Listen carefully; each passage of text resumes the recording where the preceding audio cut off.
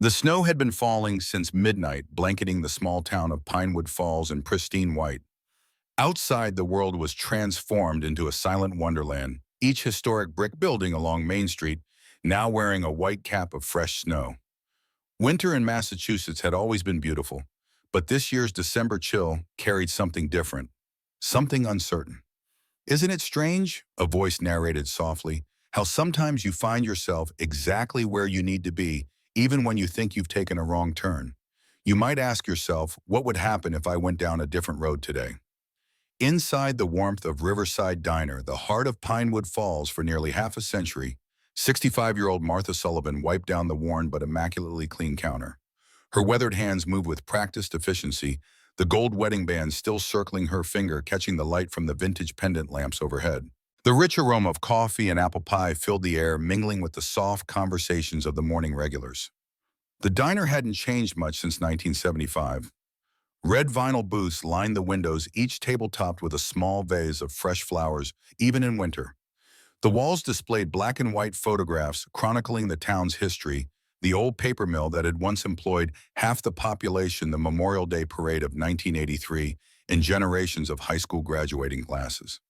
A vintage jukebox sat in the corner, currently playing Fleetwood Mac's Landslide at a gentle volume. Martha paused her work, unfolding a piece of paper from her apron pocket. The town council notice had arrived yesterday. Property taxes were increasing again, nearly 40% this time. Her shoulders slumped slightly as she tucked it away. The diner had weathered many storms, but this might be the one to finally close its doors. "Morning, Martha," called Emma Howard as she hurried in from the cold, unwrapping a well-worn blue scarf from around her neck. At 37, Emma's face carried both warmth and the subtle lines of someone who smiled often, despite life's challenges. Her chestnut hair was pulled back in a practical ponytail, and she moved with the efficient energy of someone perpetually running 5 minutes behind schedule. "You're early," Martha noted with surprise, sliding a steaming mug of coffee across the counter. "Lily had a good night. No breathing troubles," Emma explained gratefully, wrapping her hands around the warm ceramic. "Thought I'd get a head start on the breakfast rush." Following close behind her was 8-year-old Lily, bundled in a coat slightly too large for her small frame, her cheeks pink from the cold. Despite the early hour, her bright eyes were alert and curious. She carried a backpack covered in space stickers and clutched a well-loved book about stars and planets. "Good morning, Miss Martha," Lily chirped, climbing onto a counter stool. "Did you know Saturn could float if there was an ocean big enough? It's less dense than water." "Is that so?" Martha smiled, placing a hot chocolate topped with whipped cream in front of the girl. "You're going to be a scientist someday, aren't you? Or an astronaut? Or maybe both?" Lily nodded decisively before taking a careful sip. Emma watched her daughter with a mixture of pride and worry. Lily's asthma had been particularly troublesome this winter, and the medical bills were mounting. Last week's emergency room visit had cost $4,000, money taken directly from the coffee shop fund she'd been nurturing for years. The mason jar, hidden in her kitchen cabinet, now held just $10,000, still far from enough to make her dream a reality. "Any word from the bank?" Martha asked quietly when Lily became absorbed in her book. Emma shook her head. "They won't approve the loan without more collateral. Said a single mom with my income is too high risk." She forced a smile. "But I'll figure something out. I always do." Martha squeezed her hand. "That you do, sweetheart. That you do." The bell above the door chimed, bringing in a gust of cold air, and the first customers of the day, a group of veterans who gathered every morning at the same corner booth. Their arrival signaled the start of another day at Riverside Diner, where Emma knew every customer's usual order and life story. This wasn't just a job, it was home. 40 miles away in Boston, Michael Reed stood at the floor-to-ceiling window of his penthouse apartment, watching the same snowstorm blanket the city below. At 40, he cut an impressive figure in his tailored charcoal suit, his dark hair showing just touches of distinguished silver at the temples. His apartment was a testament to success: minimalist furniture in neutral tones, original artwork on the walls, and a kitchen with professional-grade appliances that rarely saw use. The space was immaculate, empty, perfect. Michael took a sip of his coffee, single-origin Ethiopian, prepared by the building's concierge service, and reviewed the numbers on his tablet one more time. The Pinewood Falls development project would be his company's biggest deal of the year. Buy the struggling Main Street properties, demolish the outdated buildings, and construct a modern shopping complex with luxury condominiums above. Reed Development Group stood to make nearly $50 million in profit. He set down his coffee and walked to a small side table, the only surface in the apartment holding personal items. Among them stood a faded photograph in a simple wooden frame, a young Michael standing proudly between his parents in front of Reed and Son Carpentry, his father's small woodworking shop. His father's arm was draped around his shoulders, his mother's smile radiant despite the modest surroundings. "I'm sorry, Dad," Michael whispered, touching the frame gently. The memory was still vivid, returning home from college to find his parents packing. The small town where he'd grown up had been bought out by a large development company.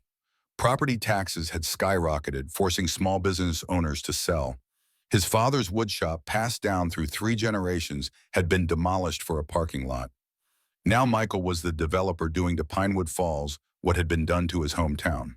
"It's just business," he reminded himself, the words sounding hollow even to his own ears. Just business.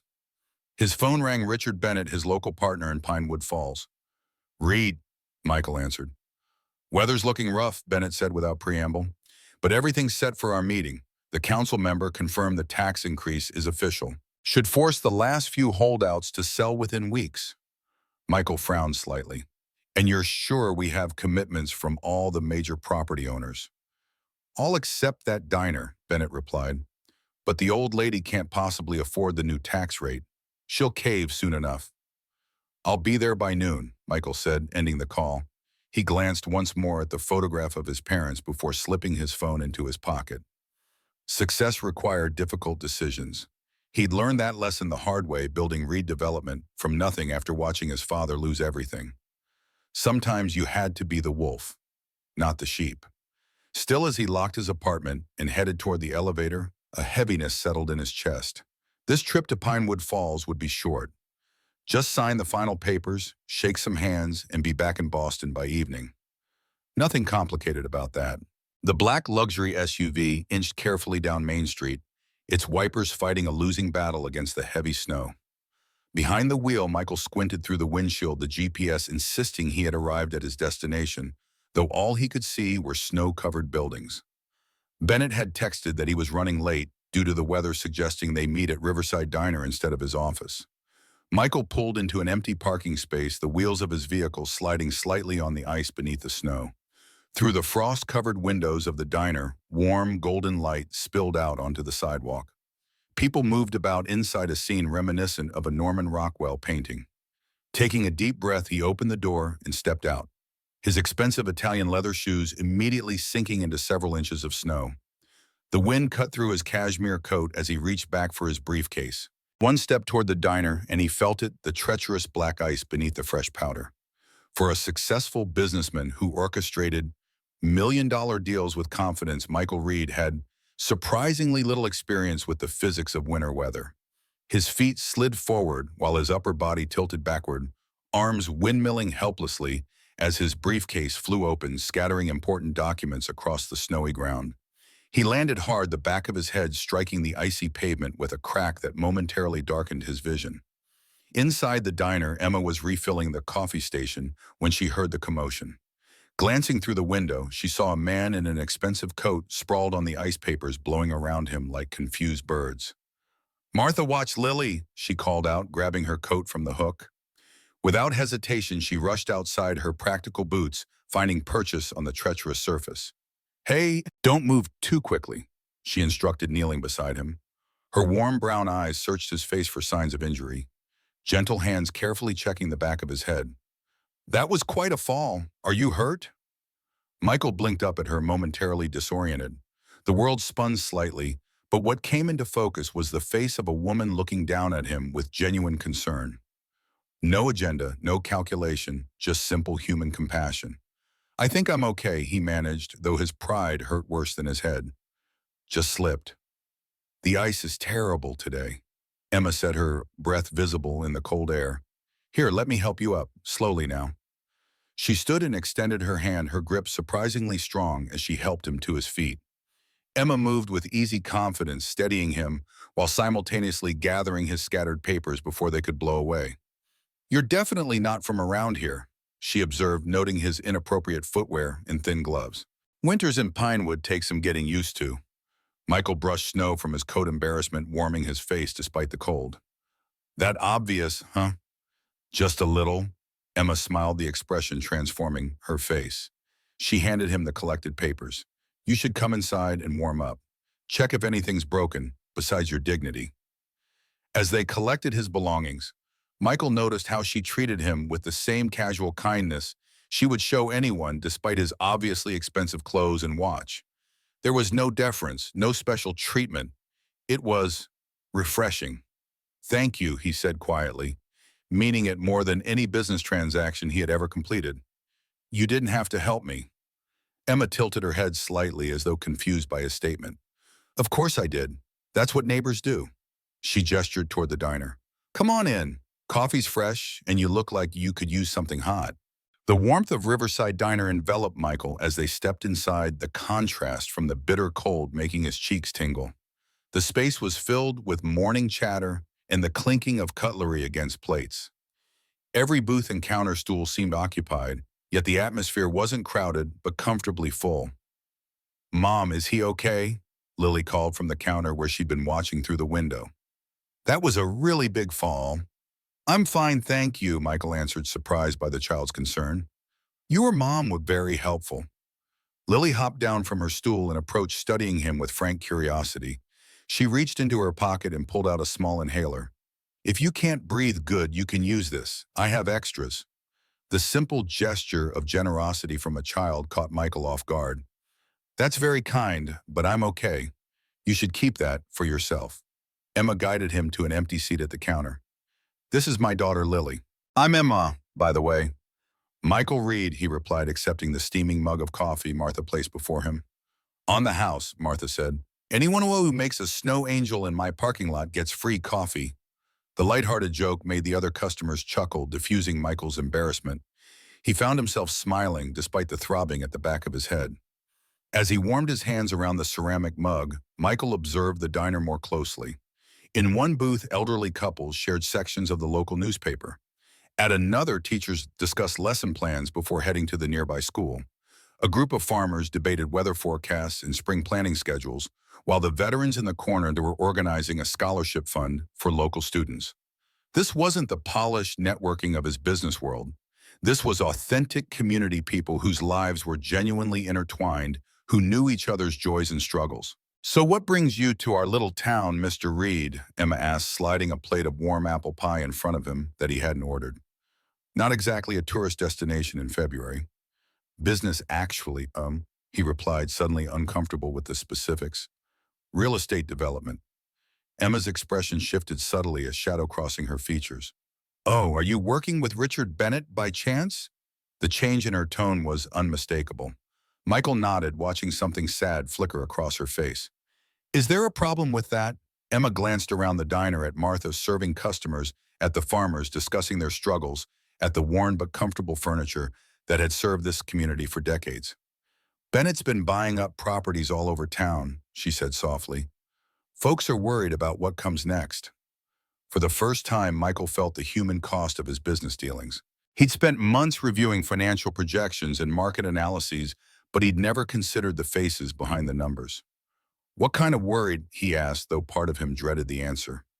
Well, Martha's been trying to hold on to this place, but the taxes keep going up. Emma explained, her voice remaining gentle, though Michael could hear the underlying concern. Bennett's made offers on half the buildings on Main Street. People here don't have many options. Some families have been in this town for generations. Michael stared into his coffee, seeing his reflection waver in the dark surface. His success had always been measured in quarterly reports and profit margins. But sitting here listening to Emma, he began to understand what those numbers actually meant. Real people, real lives, real communities. The diner's been here since 1975, Emma continued. Martha took over when her husband died 15 years ago. Did you know it was once a stop on the Underground Railroad? The original building, I mean. There's a hidden cellar that slaves used while escaping north. Pride filled her voice. Martha's family has owned this property for 6 generations. Michael's stomach tightened. This wasn't the typical development scenario where absentee landlords were eager to cash out. These were people with deep roots and deeper attachments. Just as he was about to ask more questions, the bell above the door chimed. Richard Bennett walked in, his expensive parka dusted with snow, his confident smile faltering slightly when he spotted Michael at the counter instead of a booth. "There you are, Reed," Bennett called out, his voice carrying across the quiet diner. "Ready to finalize our deal." Michael stood slowly, acutely aware of Emma beside him, her body language now closed off and protective. The warm welcome he'd received suddenly felt fragile, conditional on intentions he wasn't sure of anymore. Bennett's handshake was firm, his smile confident as he gestured toward a corner booth. "Sorry about the delay." "Weather's weather, right?" He spread several contracts across the table, his pen already uncapped. "I've got 3 more properties lined up after our meeting, so let's make this quick." Michael found himself looking back at Emma, who was carefully avoiding their conversation while serving other customers. Her earlier words echoed in his mind as Bennett outlined plans for demolishing several buildings to make way for a shopping complex. The numbers were impressive, the profit potential enormous, but Michael couldn't stop thinking about Martha's weathered hands and the way Emma had helped him without expecting anything in return. "The Sullivan property is the keystone," Bennett continued, pointing to a highlighted section on the map. "Once we secure the diner, the rest falls into place. I've been wearing down the old lady for months. She can't afford the upcoming tax assessment." Something cold settled in Michael's stomach. "Martha owns this place for now, but she's behind on payments and I've got friends at the county office." Bennett continued, his voice lowered, but not enough. "Sometimes you have to apply pressure where it counts." Michael's pen remained motionless above the signature line. Across the diner, he watched Emma refill an elderly man's coffee, her smile genuine, as she asked about his grandchildren. Was this what Bennett wanted to destroy? Not just buildings, but the heart of a community. "I need a moment," Michael said quietly, standing from the table. Bennett's eyebrows rose. "It's a simple signature read. We've been planning this for months." But Michael was already walking toward the counter, his decision crystallizing with each step. Something about this place, about Emma's kindness, Lily's innocence, Martha's resilience, had awakened a part of him he'd long suppressed. "Martha," Michael called softly to the older woman behind the register. "Could I speak with you for a moment about the diner?" Martha's expression was guarded but dignified. "I suppose you're here to make an offer too." "Well, young man, I've told Mr. Bennett repeatedly." Her words were interrupted by a sudden commotion near the counter. Lily, who had been quietly reading, was gasping for air, her small hand clutching at her chest. The book tumbled to the floor as she struggled to breathe. "Lily," Emma rushed to her daughter, panic clear in her voice. "Where's your inhaler? Lily, honey, look at me." The little girl's lips were taking on a bluish tinge, her eyes wide with fear as she fought for each breath. Emma frantically searched Lily's pockets and backpack. "It's not here." Martha checked the back. Martha hurried to the kitchen while customers stood in concern. The veterans moved closer, one already on the phone with emergency services, but the heavy snowfall meant an ambulance would take precious time to arrive. Michael watched the scene unfold, a memory suddenly surfacing. His niece had severe asthma too. Without thinking, he rushed outside to his SUV, fumbling with the keys. The first aid kit his sister had insisted he keep contained a backup inhaler for when his niece visited. The cold air stung his lungs as he ran back inside, nearly slipping again, but catching himself. "Emma," he called, holding up the inhaler. "Will this help?" Emma looked up, desperation in her eyes. "Yes, give it here." Michael handed her the inhaler, watching as she helped Lily use it. The diner had fallen completely silent, all eyes on the small girl fighting for breath. After what felt like an eternity, but was likely only seconds, Lily's breathing began to ease. Color slowly returned to her face as the medication opened her airways. "Again," Emma instructed, gently administering a second puff. "That's it, baby. Nice and slow." Relief washed over the diner as Lily's breathing normalized. Emma held her daughter close, tears in her eyes. "You're okay. You're okay now." Michael stepped back, giving them space, but Lily's eyes found him. She reached out one small hand, which he hesitantly took. "Thank you," she whispered, her voice raspy. "You saved me like a knight in a fairy tale." Something shifted in Michael's chest, a tightness, an ache, a feeling he couldn't immediately identify. He knelt down to her level. Nights usually have better footwear for snow, he joked softly, earning a small smile from the child. Emma looked at him with gratitude that made him uncomfortable, because he didn't deserve it. All he'd done was happen to have an inhaler. He wasn't a savior, he was the very person threatening their community. Bennett approached, clearly impatient with the interruption. Dramatic scene, he commented dryly. Now if we could get back to business. Mr. Bennett, Michael cut him off, standing to face his partner. I'm going to need more time before finalizing anything. More time, Bennett repeated incredulously. The papers are literally on the table. What's there to think about? Michael glanced around the diner at the people now returning to their conversations, but still casting concerned looks toward Lily. At Emma, who was whispering reassurances to her daughter. At Martha, whose diner had been a sanctuary for generations. I want to conduct a more thorough assessment of the historical and cultural value of these properties, Michael stated firmly. This development impacts real people. I need to be certain we're making the right decision. Bennett's face darkened. We've been over this for months. The numbers work. The profit margins are excellent. What more assessment do you need? Until tomorrow, Michael insisted. Give me until tomorrow morning. Bennett stared at him, calculation clear in his eyes. Fine, tomorrow at 9, but read. He lowered his voice to a threatening whisper. Don't get soft on me now. These people would sell their own grandmothers for the right price. It's just business. As Bennett stormed out, Michael approached Emma and Lily again. Is she going to be okay? Emma nodded, still holding Lily close. Yes, thanks to you. I don't know what happened to her regular inhaler. She always keeps it in her pocket. Her voice trembled slightly. I can't thank you enough. It was nothing, Michael dismissed. I'm just glad I could help. It wasn't nothing, Emma contradicted gently. Not to us. Their eyes met, and Michael felt an understanding pass between them, a recognition that sometimes the smallest actions revealed the truest character. Mom, Lily said, her breathing now normal. Can Mr. Michael help us decorate the Christmas tree for the diner Ms.? Martha said we're doing it today, remember? Oh, sweetie, I'm sure Mr. Reed is very busy with his meeting and… Actually, Michael interrupted, surprising himself. My schedule just opened up. The smile that bloomed across Lily's face was like sunshine breaking through storm clouds. Really, do you know how to hang ornaments? Do you have a favorite Christmas carol? Mine is Rudolph, because he was different but still important. As Lily's excited questions continued, Michael caught Emma watching him with curiosity and cautious warmth. In her eyes, he saw something he rarely encountered in his business world, genuine hope. Outside, the snow continued to fall, covering Pinewood Falls in a fresh blanket of white. Inside Riverside Diner, Michael Reed found himself at a crossroads he never expected, faced with a choice between the business he'd built and the values his parents had instilled in him long ago. Sometimes a simple act of kindness, stopping to help someone who has fallen, can change everything. And sometimes the one truly in need of saving isn't who you'd expect. The afternoon sun broke through the clouds, casting golden light across the snow-covered town. Michael stood on the sidewalk outside Riverside Diner, looking up and down Main Street with fresh eyes. Victorian-era brick buildings with intricate cornices lined both sides, their character maintained despite the obvious economic struggles of the town.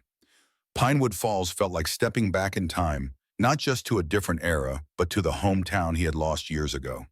Instead of returning to Boston as planned, Michael had checked into the Pinewood Inn, a small hotel occupying the restored mansion of a 19th-century lumber baron. The elderly innkeeper had seemed surprised to have a guest in the middle of winter, especially one asking for the town's historical records rather than tourist attractions. Now, with several hours before his scheduled meeting with Bennett, Michael decided to explore.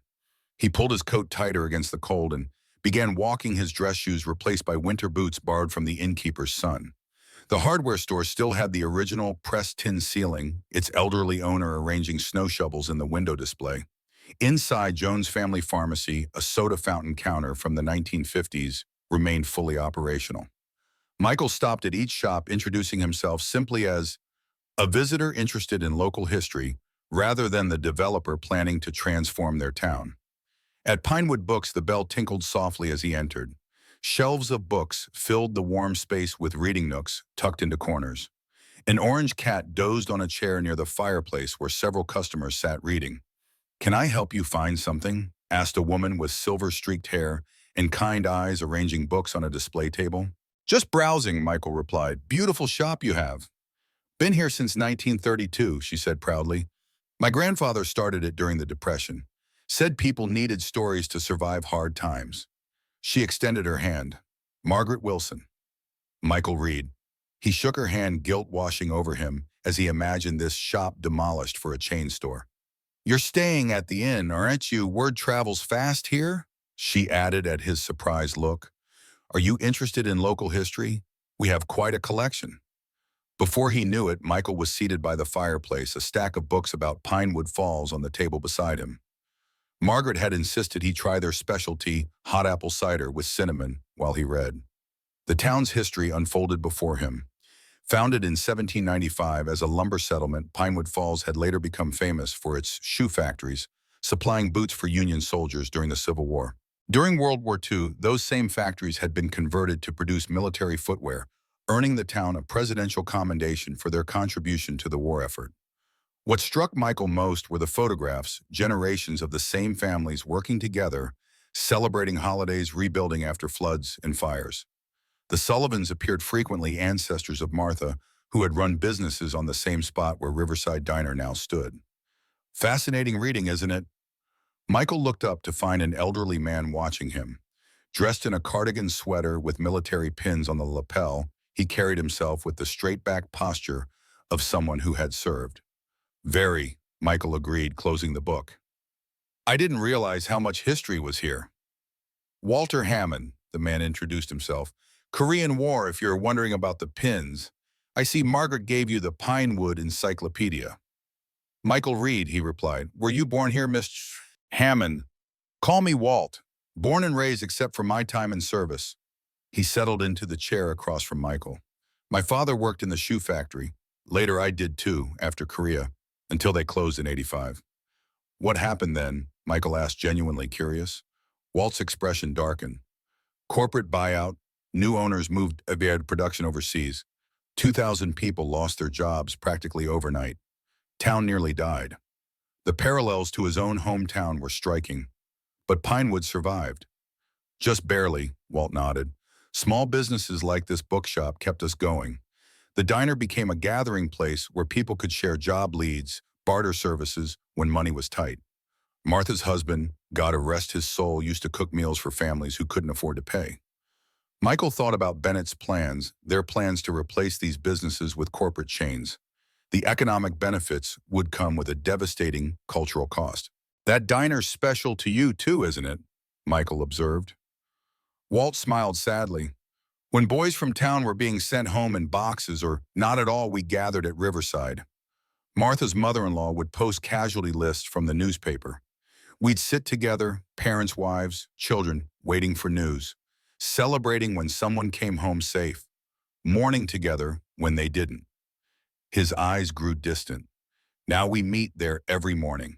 Not many of us left anymore. Michael felt something shift inside him. These weren't just buildings to be bought and sold. They were vessels of memory, carriers of identity. Thank you for sharing that, Michael said quietly. Walt studied him intently. You're not just a tourist, are you, son? Before Michael could respond, his phone rang. Emma's name appeared on the screen, surprising him. They had exchanged numbers earlier when discussing Lily's condition. Excuse me, he said to Walt, stepping away to answer. Emma, is everything okay? Is Lily? She's fine, Emma assured him quickly. I wanted to thank you again for your help today. And I was wondering if you were free this evening. Michael found himself smiling. I am, actually. Lily insists you help us get our Christmas tree. It's tradition, just the two of us, but she's decided you should come. I told her you're probably busy with important business things, but I'd love to, Michael interrupted. What time? A small pause. Really, we usually go around 5.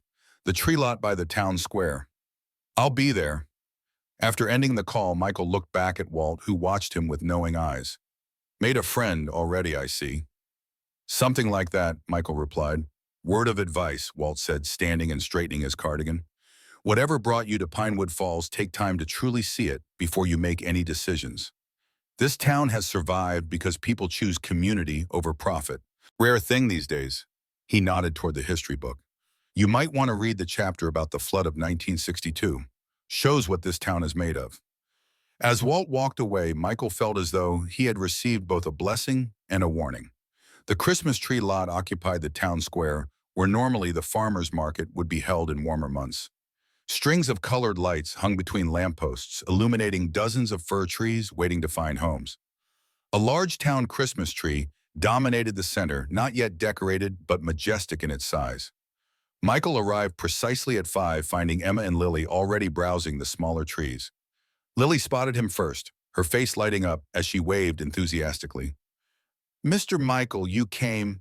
She rushed toward him, stopping just short of a hug, suddenly shy.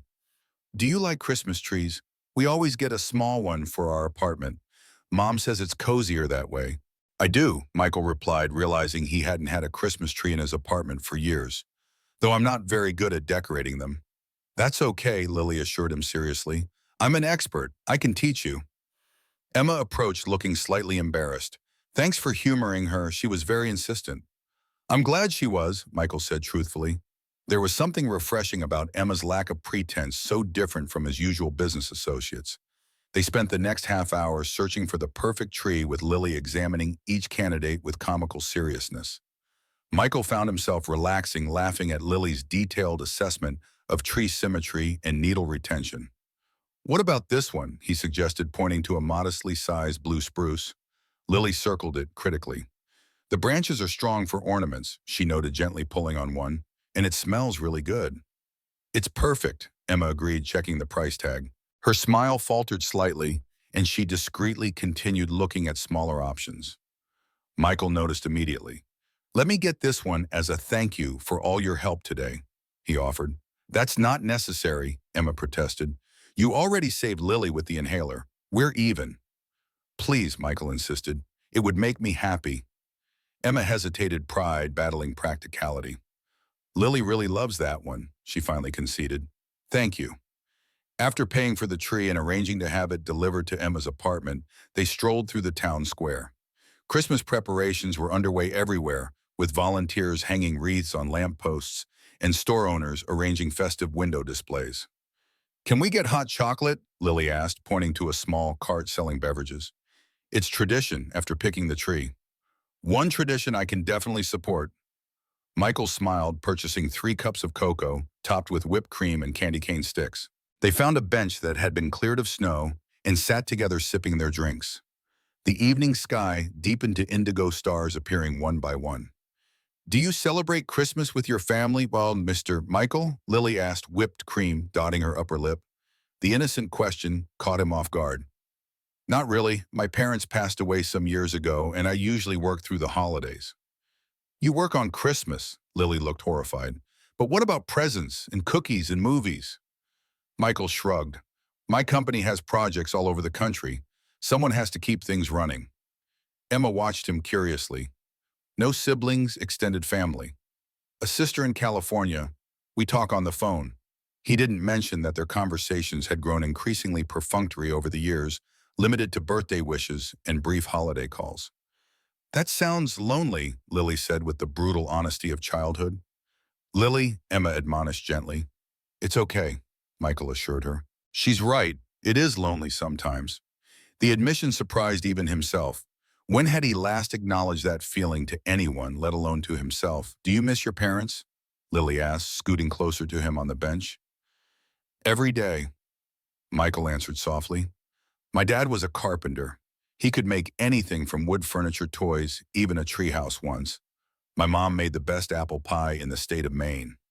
"Like Ms. Martha's pies," Lily exclaimed. "Very similar." Michael smiled, memories washing over him. They owned a small wood shop in a town a lot like this one. "What happened to it?" Emma asked. Michael's smile faded. "A development company bought most of the downtown area. Property taxes went up. Small businesses couldn't afford to stay.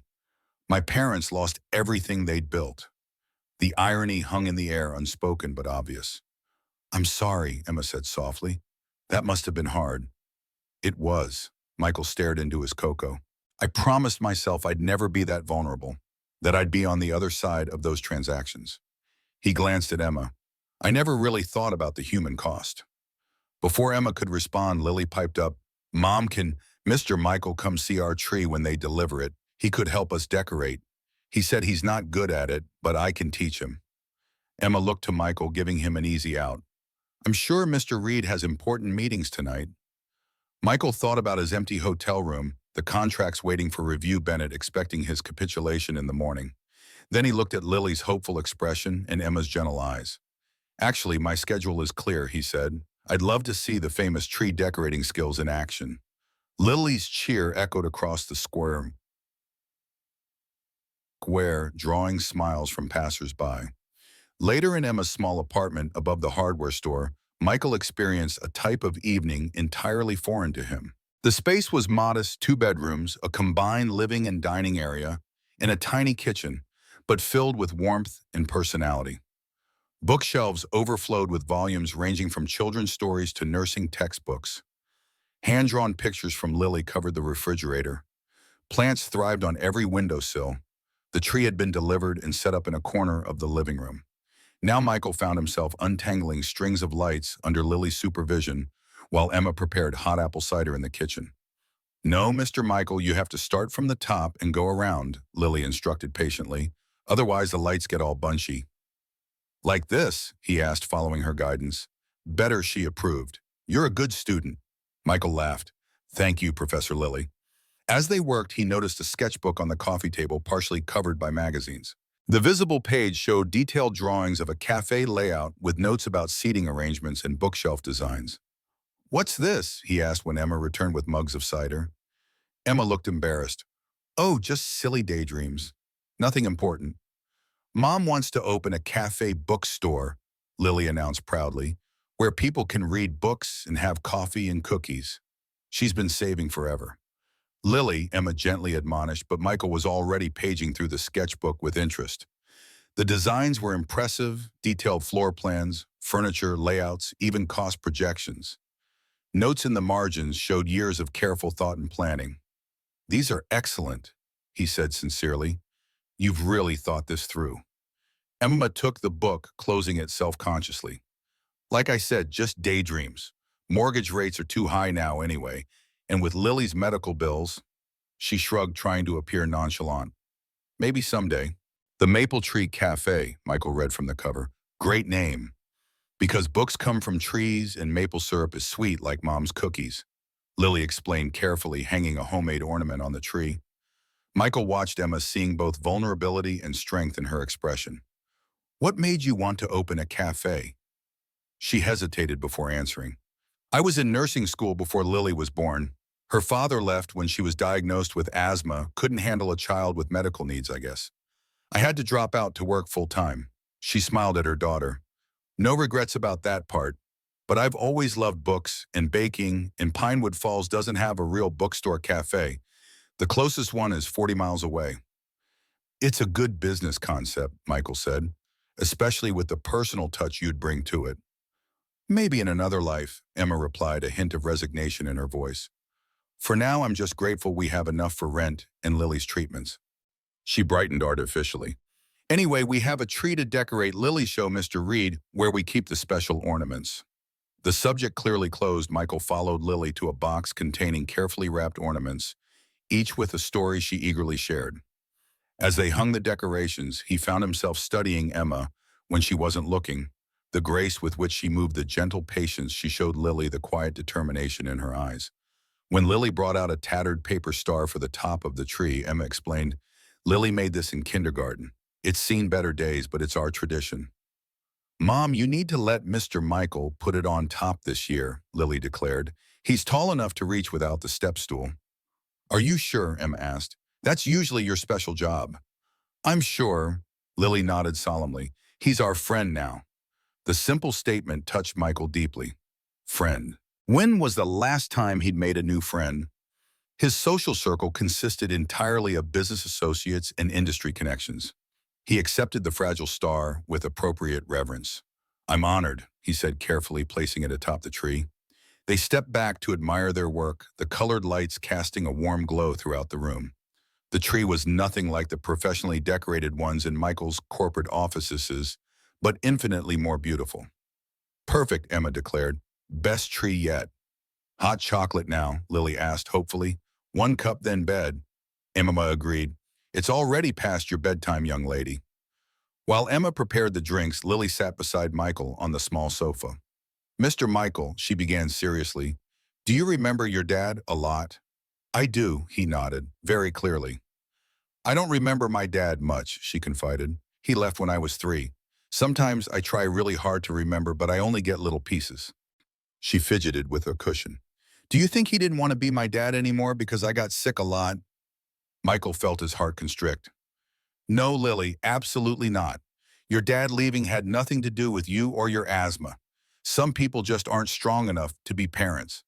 That's their weakness, not yours. Mom says he wasn't ready for a family, Lily said. But I'm 8 now. Why hasn't he come back to check if we're ready yet? The innocent question held such pain that Michael had to take a moment before answering. I don't know, he said honestly, but I do know that he's missing out on knowing an extraordinary little girl. Lily considered this, then nodded. Mom says we make our own family sometimes. Like how Miss Martha is kind of like my grandma, even though she's not really related. Your mom is very wise, Michael said, glancing toward the kitchen where Emma was preparing the hot chocolate. Would you like to be part of our family while you're in Pinewood Falls? Lily asked hopefully. You could come for dinner sometimes. Mom makes really good spaghetti. Before Michael could formulate a response to this unexpected offer, Emma returned with the hot chocolate. What are you two conspiring about? She asked lightly.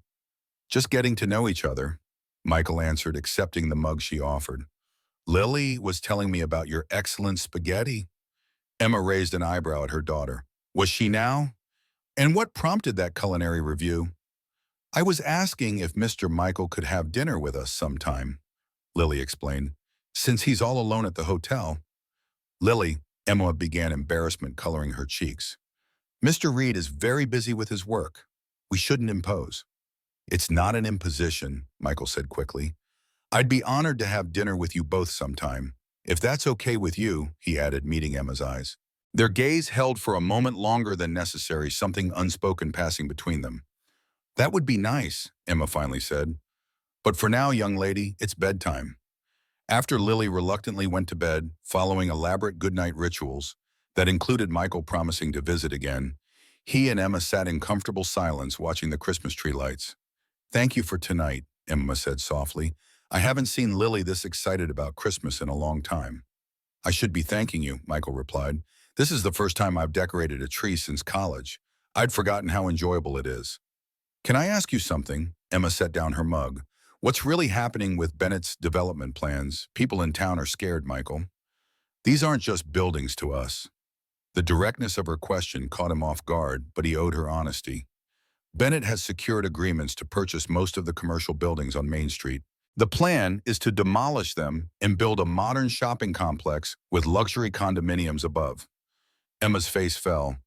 And the diner, Martha's Place, it's central to the development plan, Michael admitted. Bennett has been pressuring her to sell. And you're his partner in this. It wasn't a question. I am, or I was. Michael ran a hand through his hair. I'm not sure anymore. What changed? I came to Pinewood Falls, he said simply. I met you and Lily and Martha.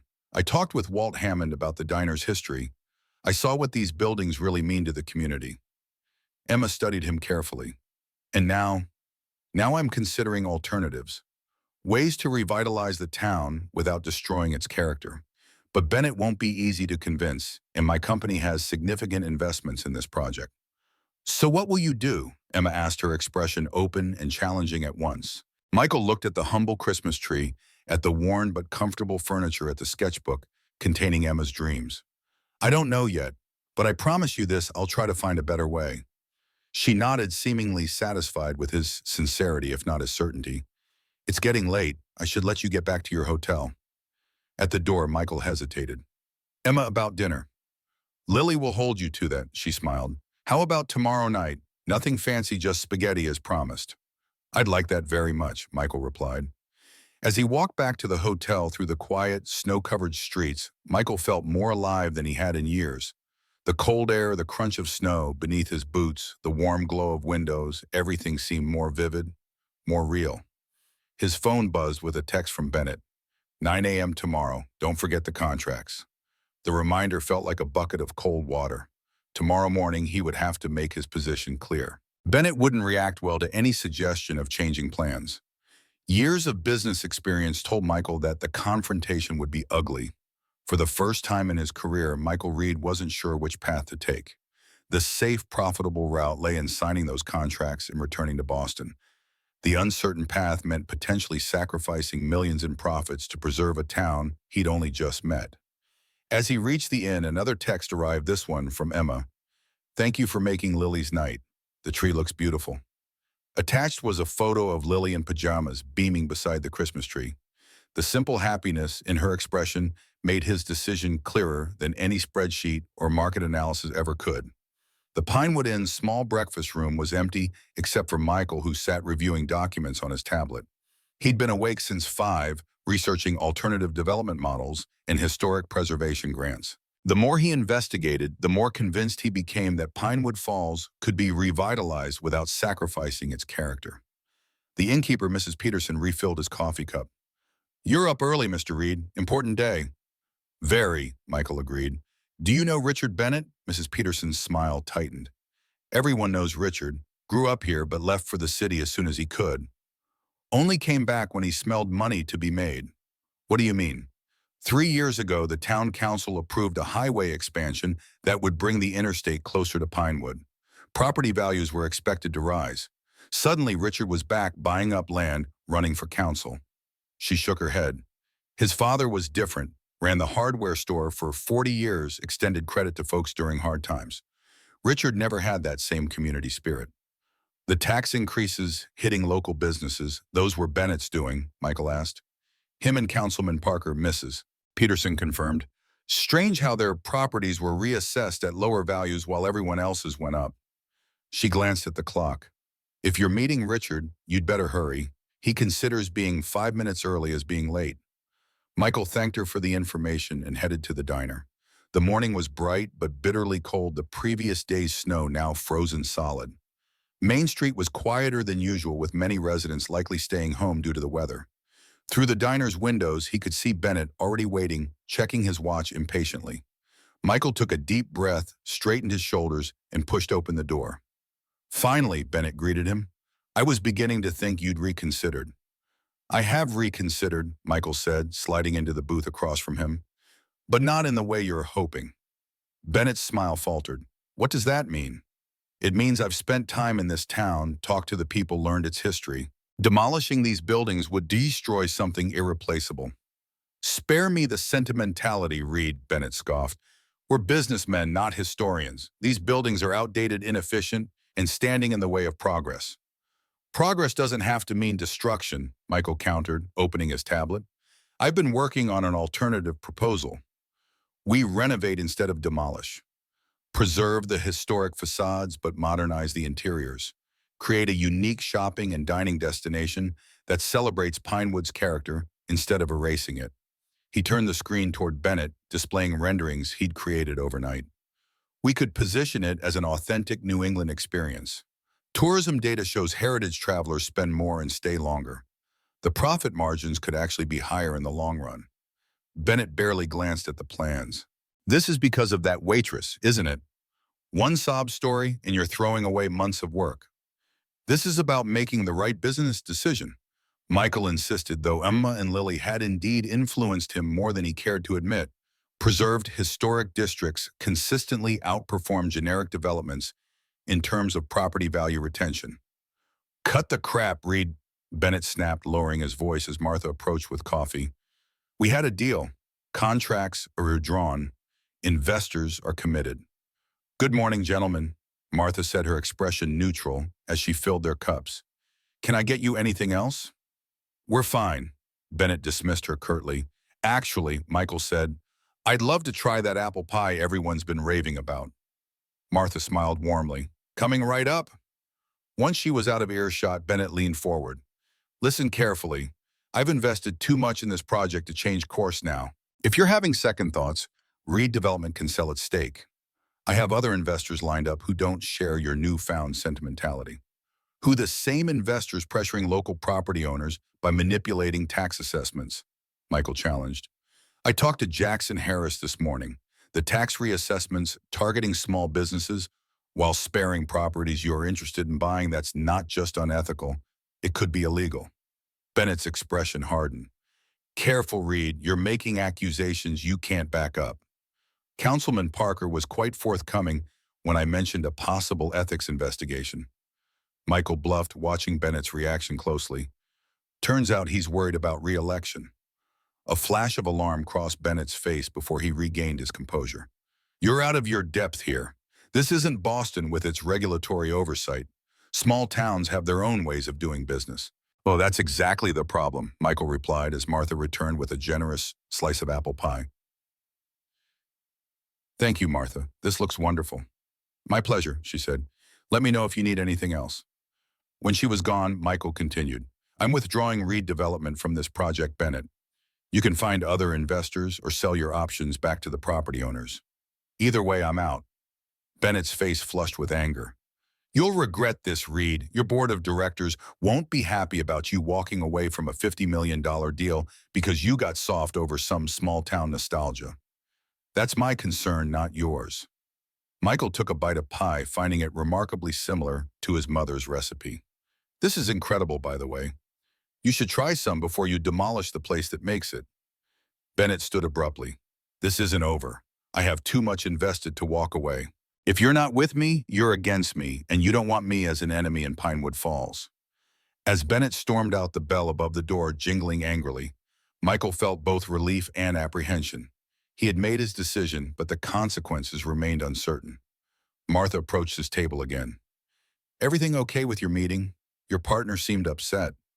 Former partner, Michael corrected. And yes, he is upset. Martha, could we talk somewhere private? There are some things about Bennett's plans you should know. Martha led him to a small office behind the kitchen.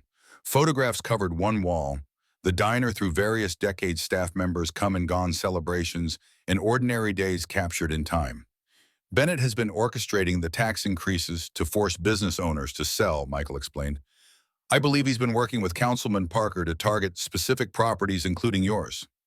Martha sighed, not looking particularly surprised. I suspected as much. Property taxes don't jump 40% in 1 year without someone pulling strings. There's more, Michael continued. Even without my company's involvement, Bennett will likely pursue the development. He has other investors interested. So we're still losing the diner, Martha concluded sadly. Not necessarily. Michael leaned forward.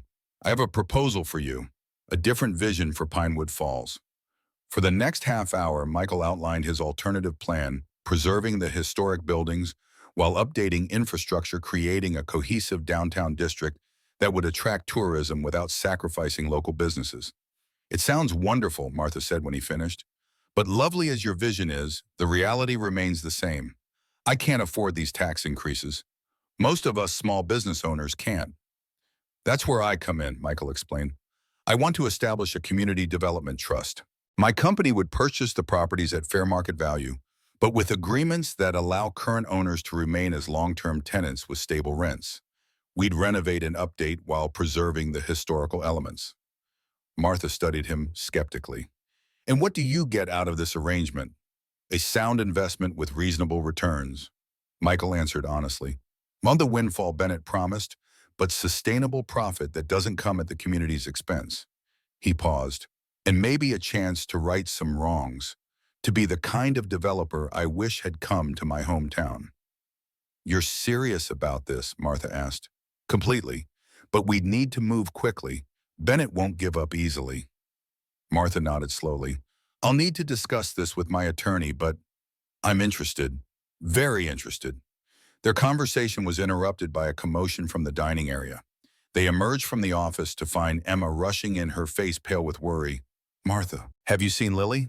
She wasn't in her classroom when I went to pick her up. The teacher said she left with the rest of the kids, but she didn't wait for me at our usual spot. She hasn't been here, dear, Martha replied, concern etching her features. When did you last see her? This morning at school drop-off. Emma's voice trembled slightly. She was excited about the science project they were finishing today. Could she have gone to a friend's house? Michael suggested, already reaching for his coat. I've called everyone. Emma shook her head. No one's seen her. And with her asthma in this cold, she didn't finish the sentence, fear evident in her eyes. We'll find her, Michael assured her. Martha, can you call anyone who might have seen her former customers' delivery people? Martha nodded, already reaching for the phone. I'll call everyone I know. Let's check the bookstore and other places she likes, Michael suggested to Emma. She couldn't have gone far. As they stepped outside, Emma's phone rang. Her face lit up with hope, but fell as she answered. Hello, yes, this is Emma Howard. She listened for a moment, her expression changing from concern to confusion to anger. What? That's impossible. I never authorized. She fell silent again, listening. I'll be right there. She ended the call, turning to Michael with bewilderment. That was the elementary school secretary. Lily was signed out early by her father. Her father, I thought he wasn't in the picture. He's not, Emma confirmed, already walking quickly toward her car. He hasn't seen Lily in 5 years. He shouldn't even know what school she attends. Could it be a mistake, another child's father? Michael suggested, following her. The secretary said he had ID and knew Lily's birth date and middle name. Emma's voice was tight with fear and anger. And Lily apparently went with him willingly. She said he told her it was a surprise for me. Michael's mind raced through possibilities. Do you have a recent photo of him? Should we call the police? I have nothing recent, Emma said, fumbling with her car keys. And technically, he still has partial custody. The police might consider it a domestic matter. She looked up at Michael, vulnerability clear in her eyes. I don't know what to do. Let me drive, Michael offered gently, taking the keys. We'll start at his last known address. Does he have family in the area? His mother lives in Springfield, Emma said, climbing into the passenger seat. About an hour from here. As Michael started the car, his phone buzzed with an incoming call. The screen displayed Bennett's name. He declined the call, but seconds later a text appeared. Having trouble finding someone, perhaps we should talk about your change of heart regarding our development. Michael's blood ran cold. He showed Emma the message. What does that mean? She asked, confusion giving way to dread. What does Bennett have to do with Lily? I don't know, Michael replied grimly, but I intend to find out. He dialed Bennett's number, putting the call on speaker as he pulled away from the diner. Bennett answered on the first ring. Reconsidering my offer, read. Where is Lily Howard? Michael demanded. Straight to the point. I appreciate that in business. Bennett's voice was smugly calm. The child is perfectly safe, enjoying hot chocolate with someone claiming to be her long-lost daddy. Amazing what people will do for a few $1,000s. Emma gasped beside him. You bastard. Ah, is that the lovely mother? Hello, Emma. Your daughter is quite charming, full of stories about her new friend Michael. What do you want, Bennett? Michael asked, struggling to keep his voice level. The same thing I've always wanted, your signature on those development contracts. Meet me at my office in 30 minutes. Come alone, no police. The contracts for the child's location. Simple exchange. How do I know Lily is safe? Michael demanded. You'll have to trust me, Bennett replied. 30 minutes, Reed. Don't be late. The line went dead. Emma's hands trembled as she clutched the dashboard. This is my fault. I should have been there to pick her up myself. This is not your fault, Michael stated firmly, making a U-turn toward Bennett's office. It's Bennett's and he's going to regret it. What are you going to do? Emma asked. Sign the contracts, Michael said grimly. Lily's safety is all that matters right now. But your alternative plan, the community trust. None of that matters compared to Lily, Michael interrupted. We'll deal with the consequences later. As they drove toward Bennett's office, Michael's mind worked furiously, seeking options. He couldn't involve the police without risking Lily's safety, but surrendering to Bennett's demands felt like betraying everything he'd come to value about Pinewood Falls. His phone rang again, this time an unknown number. Michael answered cautiously, putting it on speaker. Mr. Reed, a young voice came through Lily's voice. Mr. Reed, I'm scared. This man says he's my dad, but I don't think he is. We're at a gas station and he's making phone calls. I found a phone in the car and remembered your number from Mom's phone. Relief flooded through Michael. Lily, you're incredibly brave. Can you tell me which gas station? It has a big blue sign with stars, Lily whispered. And there's a McDonald's next door. I saw a sign that said Springfield 10 miles. Emma leaned toward the phone. Lily, it's Mom. Are you okay? Did he hurt you? Mom, Lily's voice brightened, then dropped to a whisper again. I'm okay. He said you knew about the surprise, but then he kept making calls and seemed angry. I hid in the back seat to call you. I think he's coming back. The call ended abruptly. Michael immediately changed direction, heading toward Springfield. I know that gas station, Emma said. It's the last one before the highway. If we hurry, we can intercept them. Michael pressed the accelerator, the car speeding down the road. Call Jackson Harris, he instructed Emma. Tell him what's happening and have him meet us there with the police. Bennett hired someone to take Lily, which is kidnapping, regardless of custody arrangements. Emma made the call while Michael focused on driving. The winter roads were slick, requiring all his concentration. Behind them, another call from Bennett went unanswered. Bennett doesn't know Lily contacted us, Michael reasoned aloud. He still thinks we're coming to his office. That gives us an advantage. 20 minutes later, they spotted the blue sign gas station just off the highway. Michael pulled in cautiously, scanning the parking area for any sign of Lily. There, Emma pointed to a gray sedan parked near the convenience store entrance. Through the windows, they could see a small figure in the back seat. Michael parked strategically to block the sedan's exit. Wait here, he instructed Emma. If this goes badly, you may need to drive away quickly. I'm coming with you, Emma insisted, already opening her door. That's my daughter. Together they approached the car. Lily spotted them through the window, her face lighting up. She tried the door handle, but it was locked from the outside. Just then a man emerged from the convenience store, average height, wearing a worn leather jacket and carrying a cup of coffee. He froze when he saw Michael and Emma standing by his car. James Peterson, Emma called out, recognizing her ex-husband despite the years. Open the car and let our daughter go. Now. The man glanced around nervously, clearly contemplating escape. Michael stepped forward, his expression leaving no room for argument. The police are on their way, Michael stated calmly, and I've documented Bennett's involvement. Open the door. James hesitated, then clicked the key fob. The locks disengaged, and Lily burst from the back seat, running straight into her mother's arms. Mom, Mr. Michael, she cried, clinging to Emma. I knew you'd come. Are you okay, sweetheart? Emma asked, checking her daughter for any signs of harm. I'm okay, Lily assured her, but I was really scared. He said he was my dad, but I didn't remember him. James shifted uncomfortably. Look, I didn't want to do this. Bennett offered me $20,000 to take her to Springfield for the weekend. Said it was part of a custody arrangement you'd agreed to. You haven't seen your daughter in 5 years, Emma responded, anger evident in her voice. Did you really think I'd suddenly arrange a surprise visit without any contact? I needed the money, James muttered, not meeting her eyes. And Bennett said it would help you too, something about saving the town. The sound of sirens approached in the distance. Michael stepped closer to James, his voice low and controlled. Here's what's going to happen. You're going to tell the police exactly what Bennett paid you to do. Every detail. In exchange, I'll make sure you have the best legal representation money can buy. Otherwise, you're on your own with kidnapping charges. James paled. Bennett will come after me. Bennett will have his own problems, Michael assured him, starting with conspiracy and extortion charges. As police cars pulled into the gas station, Jackson Harris's sedan right behind them, Michael turned to Emma and Lily. The little girl was still clinging to her mother, but her fears seemed to be subsiding. You came for me, Lily said, looking up at Michael with wonder, just like a real dad would. The simple statement hit Michael with unexpected force. In that moment, he realized his priorities had shifted completely. Redevelopment, the contracts, his career trajectory, none of it mattered compared to Lily's safety and Emma's peace of mind. Always, he promised, softly kneeling to her level. I will always come when you need me. Emma's eyes met his over Lily's head, gratitude and something deeper reflected in her gaze. The moment was interrupted by Jackson approaching with 2 police officers. Emma, Lily, are you both all right? Jackson asked with genuine concern. We're fine, Emma confirmed, keeping an arm around her daughter. Thanks to Michael.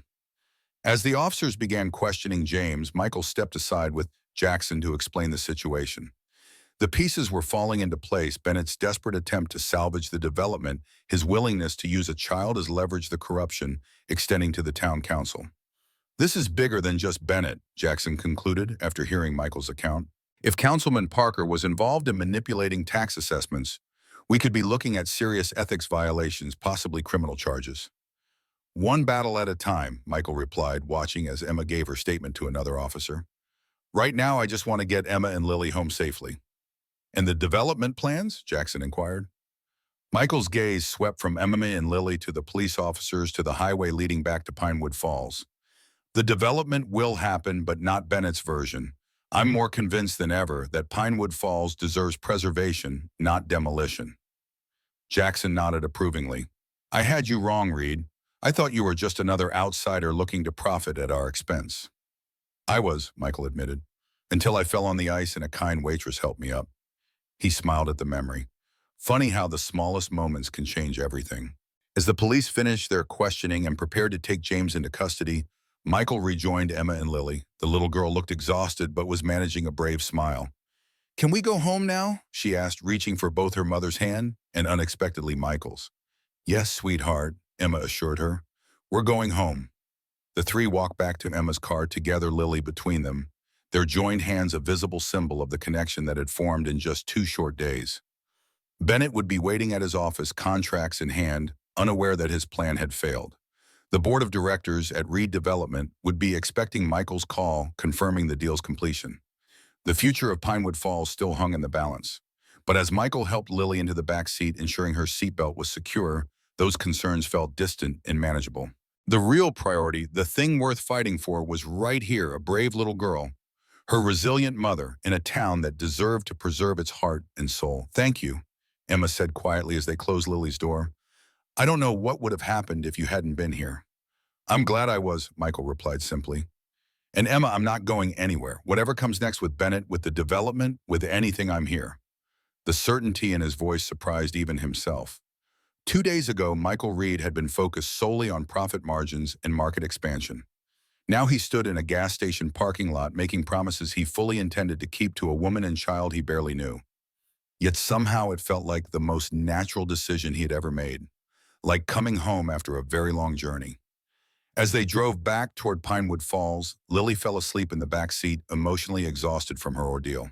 Emma glanced at Michael, who kept his eyes on the road but reached across to squeeze her hand reassuringly. What happens now? She asked softly. Now we fight for your town, Michael answered, and if you'll let me, for a place in your lives. The snow began falling again, gentle flakes drifting down as they continued toward Pinewood Falls, where Bennett waited, unaware that the true development about to unfold wasn't of buildings and properties, but of hearts and futures intertwined by circumstance and choice. The Pinewood Falls Town Hall hadn't been this crowded in years. Every seat was filled with people standing along the walls and spilling into the corridor outside. The emergency town meeting, called just 48 hours after Lily's rescue, had drawn virtually every resident despite the continuing winter weather. At the front of the room, Mayor Johnson adjusted the microphone, his normally jovial face serious as he surveyed the assembled townspeople. Folks, we've called this meeting to address some disturbing developments regarding the proposed Main Street project.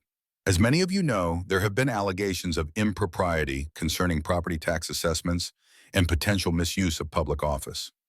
Michael sat in the third row beside Emma, with Lily nestled between them. The past 2 days had been a whirlwind. After returning safely to Pinewood Falls, they had gone directly to the police station, where Richard Bennett was already being questioned about his role in Lily's abduction. The evidence against him was substantial text messages to James Peterson, arranging the pickup, financial transfers, and recorded phone calls that clearly constituted extortion. Councilman Parker had crumbled under questioning, admitting to his role in manipulating tax assessments in exchange for Bennett's financial support of his re-election campaign. The revelation sent shockwaves through the small community, where political corruption of this magnitude was unprecedented. Before we continue, the mayor announced, I'd like to invite Michael Reed to address the council and community regarding the development project. Michael squeezed Lily's hand gently before rising. As he approached the podium, he felt the weight of hundreds of eyes upon him. Some curious, others suspicious, all concerned about their town's future. Thank you, Mayor Johnson, Michael began. For those who don't know me, I'm Michael Reed, CEO of Reed Development Group. Until recently, my company was partnered with Richard Bennett on a project that would have drastically changed Main Street. A murmur rippled through the crowd. Michael waited for it to subside before continuing. I came to Pinewood Falls with spreadsheets and profit projections. I saw buildings as assets and businesses as figures on a balance sheet. He paused his gaze, finding Emma in the audience. What I failed to see was the community that gives these buildings life and meaning. The room had grown completely silent, every person intent on his words. 3 days ago, I slipped on the ice outside Riverside Diner. A kind waitress helped me up, not knowing that I was part of a plan that threatened her livelihood and home. That moment of simple human kindness changed everything for me. Michael reached into his jacket pocket, withdrawing a folder of documents. Reed Development Group is officially withdrawing from the original development project. Instead, I'm proposing an alternative approach, one that preserves Pinewood Falls' historical character while addressing the economic challenges facing the town. For the next 15 minutes, Michael outlined his vision, a community development trust that would purchase properties at fair market value, renovate while preserving historical features, and lease back to current business owners at stable, affordable rates. Modern infrastructure improvements would be implemented without destroying the town's character. The development would be marketed as a heritage tourism destination, capitalizing on Pinewood Falls' authentic New England charm. This approach has succeeded in similar communities across the country. Michael explained, displaying projection slides showing before and after images of revitalized historic districts. Preserved downtown areas consistently outperform generic commercial developments in terms of property value retention and visitor spending. From the audience, Walt Hammond raised his hand. This sounds promising, but what happens when another developer comes along with deeper pockets? How do we prevent this situation from recurring? An excellent question, Michael acknowledged. The community trust would include legal protections, ensuring properties remain part of the historic district in perpetuity. Additionally, I've been working with Jackson Harris on proposed amendments to the town charter that would require supermajority approval for any large-scale redevelopment affecting historically significant buildings. Martha Sullivan stood next. What about the increased property taxes? Many of us are already struggling to keep our businesses afloat. The trust would challenge the recent tax reassessments, which we now know were improperly influenced, Michael replied.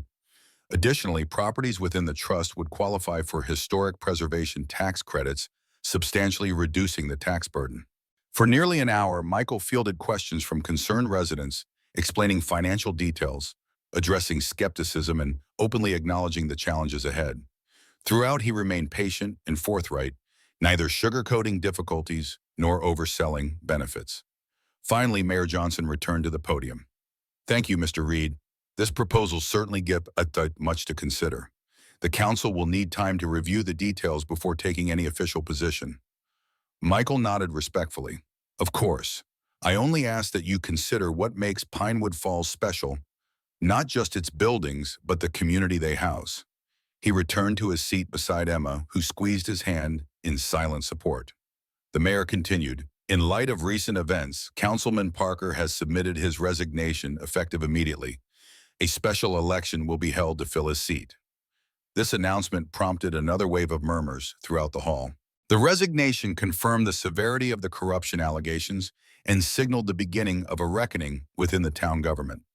Additionally, the mayor added, his expression grim, Mr. Richard Bennett remains in custody pending charges of kidnapping, extortion, and public corruption. The council has voted unanimously to suspend all current development agreements with his company until legal proceedings are resolved. A spontaneous burst of applause followed this statement, quickly spreading throughout the room. Martha stood, followed by Walt and other business owners along Main Street. The applause grew louder, a collective expression of relief and hope. As the meeting adjourned, townsfolk clustered around Michael, Emma, and Lily. Some offered thanks, others asked more detailed questions about the community trust, but all seemed genuinely encouraged by the alternative vision presented. You were amazing, Emma told Michael quietly as they finally made their way outside. The night air was crisp, stars visible in the clear sky above. I just hope it's enough, Michael replied. There's still a long road ahead, legal challenges, financing, convincing enough property owners to participate. But you've given people hope, Emma said. Yesterday, everyone thought losing their businesses was inevitable. Today, they're imagining a future where Pinewood Falls survives and thrives. Lily, walking between them, looked up. Does this mean the diner is saved and Ms. Martha won't have to move away? Michael smiled down at her. That's the goal, sweetheart, but it will take time and a lot of work. We can help, Lily offered earnestly. I'm really good at putting up posters. And Mom makes the best cookies for meetings. Is that so? Michael laughed. Well, I might have to take you both up on that offer. As they reached Emma's car, Martha approached, bundled against the cold. Michael, I wanted to thank you personally. What you did tonight, standing up against that development plan, even though it would have made you millions, that took real character. I'm just trying to right a wrong, Michael replied, and maybe create something better in the process. Martha studied him thoughtfully. You know, you remind me of someone, my late husband, Thomas. He always said true wealth wasn't in your bank account, but in the lives you touched. She glanced meaningfully at Emma and Lily. Seems you're becoming quite wealthy in the ways that matter. After Martha departed, they drove in comfortable silence to Emma's apartment. Lily had fallen asleep in the back seat, emotionally exhausted from the events of recent days. Would you like to come up for coffee? Emma asked as Michael carried the sleeping child upstairs. It's been quite a day. Inside the apartment, the Christmas tree they had decorated together still stood in the corner, its lights casting a warm glow across the room. Michael gently laid Lily in her bed while Emma tucked her in, both of them, pausing to watch her peaceful face for a moment before quietly closing her door. She's remarkably resilient, Michael observed as Emma handed him a steaming mug of coffee. After everything that happened with Bennett and her father, I expected nightmares. Children often surprise us with their strength, Emma replied, settling beside him on the sofa. But she has been asking me to check the locks twice before bedtime. They sat in comfortable silence, the events of the past days hanging between them, Bennett's arrest, the town meeting, the uncertainty of what lay ahead. What happens now? Emma finally asked. With your company, I mean. Won't your board of directors object to walking away from such a profitable project? Michael sighed, cradling the warm mug between his hands. They already have. I received a call this afternoon. The board has called an emergency meeting for Monday to discuss leadership concerns. They could remove you as CEO? Emma's eyes widened with concern. It's possible, Michael acknowledged. I built the company, but it's publicly traded now. The board represents shareholder interests, and shareholders generally prefer profit over principle. That's not fair. After everything you've built, life rarely is fair. Michael smiled ruefully. But honestly, Emma, for the first time in years, I feel like I'm doing something meaningful, something my parents would be proud of. If that costs me my position, he shrugged. Maybe it's worth it. Emma studied him carefully. You've changed since you arrived in Pinewood Falls. I've remembered who I wanted to be, Michael corrected gently. Before success and ambition drowned out everything else. He set his mug down, turning to face her directly. Emma, regardless of what happens with the company or the development trust, I want you to know that I'm committed to helping you and Lily. Your cafe dream, her medical needs, I want to help make those things happen. Michael, I can't accept. It's not charity, he interjected softly. It's investment in people I've come to care about very much. His eyes held hers, conveying what remained unspoken between them. Emma blushed slightly, dropping her gaze. It's happening so fast. 3 days ago, you were a stranger who slipped on the ice.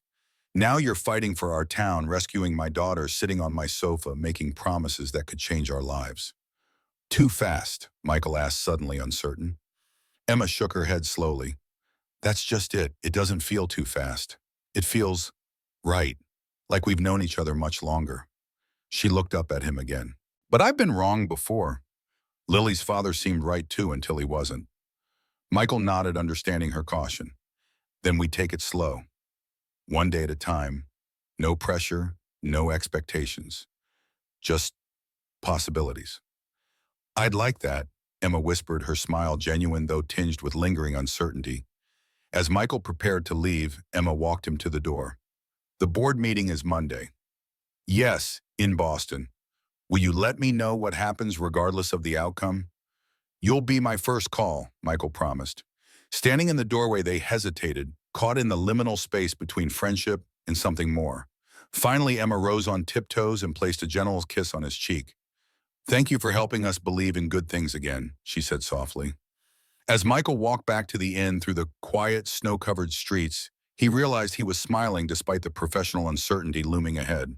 Whatever happened Monday, he had already gained something far more valuable than corporate success. 6 months later, Main Street looked dramatically different, though not in the way Richard Bennett had envisioned. The historic facades remained, but fresh paint, repaired woodwork, and new signage had transformed the appearance from struggling to thriving. Sidewalks had been widened and lined with benches and planters overflowing with summer flowers. A vintage-style clock now stood in the town square where weekend farmers markets had become a regional attraction. Inside Riverside Diner, now officially designated a historic landmark, Martha supervised the morning rush with her usual efficiency. The interior had been carefully renovated, new wiring, updated kitchen equipment, restored vintage booths, while maintaining the character that made it special. The walls still displayed the historical photographs, now supplemented with news clippings about the Pinewood Renaissance that had attracted attention throughout New England. The bell above the door chimed as Michael entered, dressed casually in jeans and a button-down shirt rather than the suits he'd once favored. The past 6 months had changed him visibly. His face was more relaxed, his posture less rigid, his smile coming easily and often. "There's our hero," Martha called warmly. "Coffee's fresh." Michael made his way to his usual booth, greeting regulars by name as he passed. The veterans raised their mugs in salute from their corner table. Walt Hammond patted the seat beside him invitingly, but Michael gestured that he was meeting someone. "Big day today," Martha commented, pouring his coffee. "Nervous, terrified," Michael admitted with a laugh, "but in a good way." The door chimed again as Lily burst in, her face alight with excitement. "Mr. Michael, today's the day. Mom says I can skip school for the grand opening because it's educational." "Is that what she said?" Michael grinned, standing to receive Lily's enthusiastic hug. "And where is your mom?" "Freaking out," Lily Stage whispered. "She changed her outfit 3 times and keeps rearranging books that are already perfect." Michael laughed. "That sounds about right." The Maple Tree Cafe was opening today just 2 doors down from the diner. What had once been a vacant storefront was now Emma's dream, realized a bookstore and cafe combined with comfortable seating, local art on the walls, and a children's corner complete with miniature furniture and a mural of a tree with books for leaves. The transformation of Main Street had begun the day after the board meeting that Michael had expected would end his career.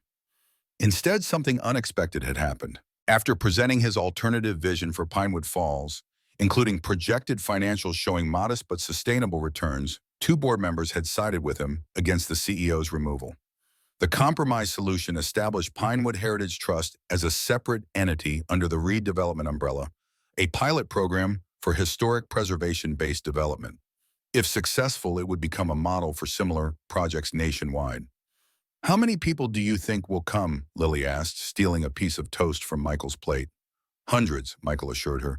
"The Boston Globe article came out yesterday, and the TV spot aired this morning. Your mom's cafe is going to be the talk of New England." "And then we'll be rich?" Lily questioned innocently. "Then your mom will have a sustainable business doing something she loves," Michael corrected gently, "which is much better than being rich." "Says the millionaire," Martha interjected with good-natured sarcasm as she refilled his coffee. "Former millionaire," Michael reminded her. "Current small-town community developer with excessive student loan debt for his age." This was something of an exaggeration. While Michael had indeed stepped down as CEO of Reed Development Group to run the Pinewood Heritage Trust full-time, he remained comfortable financially.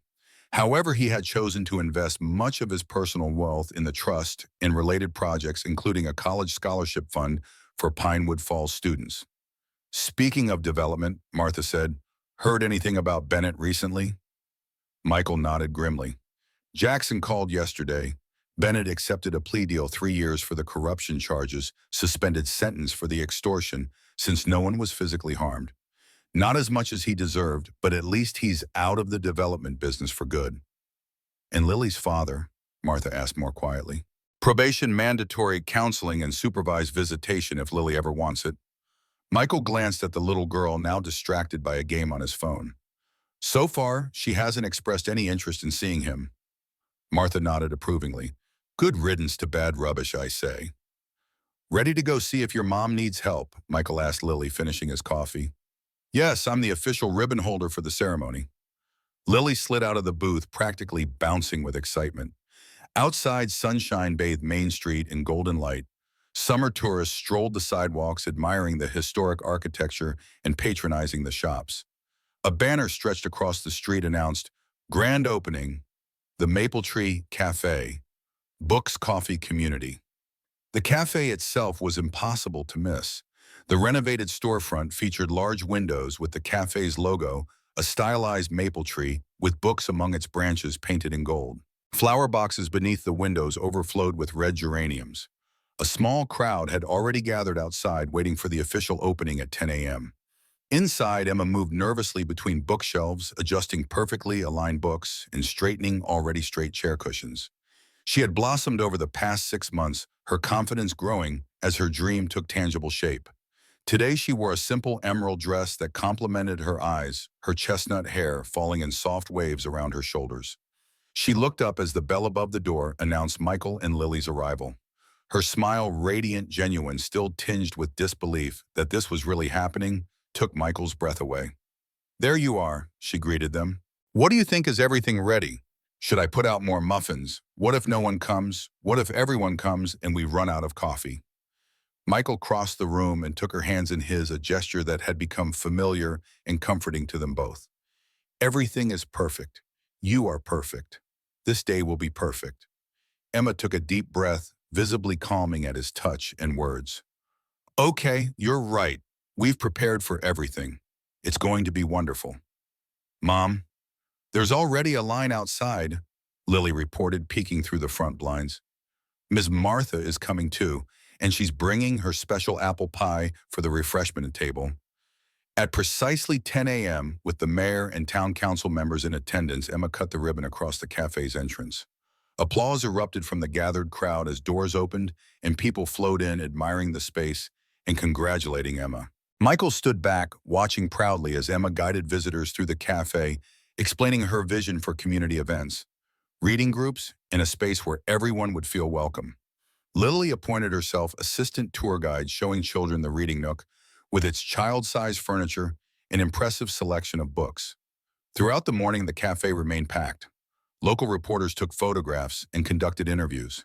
The cash register rang steadily as visitors purchased books, coffee, and pastries. By noon, Emma's face glowed with happiness and relief. During a brief lull, she found Michael arranging a new display of local history books. "We did it," she said softly. "I still can't believe this is real." "Believe it," Michael replied, his eyes reflecting the pride he felt. "This is just the beginning." "I couldn't have done it without you," Emma acknowledged. "You could have," Michael corrected. "It just would have taken longer." "Your determination is one of the things I admire most about you, Emma Howard."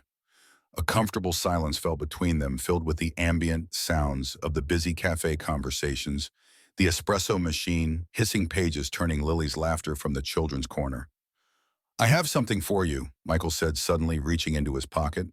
"A cafe warming gift." He handed her a small gift-wrapped box. Emma opened it, curiously gasping softly at the contents, a delicate silver key on a maple leaf keychain. "What's this for?" she asked, looking up at him in confusion. That, Michael explained, is the key to your new apartment. The renovation of the second floor is complete. 3 bedrooms, modern kitchen, private entrance from the back staircase. No more climbing those treacherous stairs at the hardware store building. Emma stared at him, eyes wide. "Michael, I can't possibly—" "Before you refuse," he interrupted gently, "it's not a gift. It's part of your compensation package as manager of the Maple Tree Cafe.